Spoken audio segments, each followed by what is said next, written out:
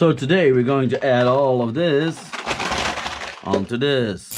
So I bought all the suspension arm stiffeners they have. Nice carbon fiber, very nice parts. These things look amazing. Check out the quality. Very nice machined. Yeah, very nice. So let's see if we can mount these things without taking everything apart. So this is how this looks, and there are screws underneath here already, but they do provide screws also with them. You can mount it up like this, and if you take it slowly, be careful that you don't lose the bottom nut. You don't have to dismantle this thing here.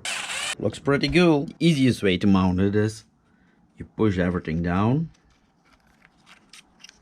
and then you go like this.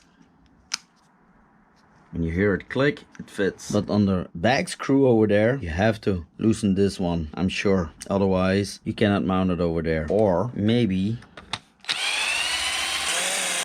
it's possible. Yes, now you can go through the arm like this. So first, mount this one, then the top one. Lesson learned. It's very hard to get by.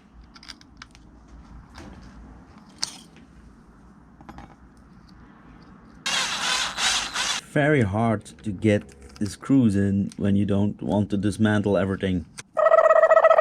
Front completely done. It's best when you remove the shock and then level the arm a bit for the inside screw over here, this one, and then it works out very good. Now for the rear, this is for the rear, and yeah, I think we need to do the same over here. Remove the shock and then we'll go in there like this. Yeah, that's perfect. We have to remove the shock over here. I also think this is going to work. You can bend this here, this flap here over here, the protection to get on the other screw. Let's put this screw underneath there. I'm not going to tighten that completely. I hope this screw gets in there because it's very close to the drive shaft and it fits. Team Corally, they thought about everything. Now this screw, the drive shaft protector, has to be bent a little bit, but that's not a problem. And now this one, there is no hole for the lock nut. And see if it works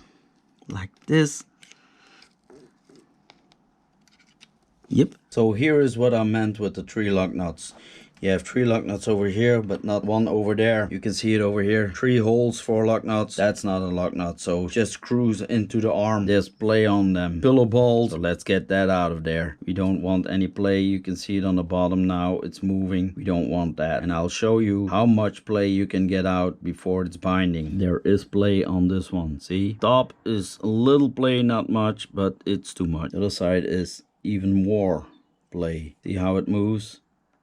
So we have to get rid of that. So you take a 5mm hex, put your hex in the nut here and turn it on. Do the top and bottom on this side. And then you try again, you move it again.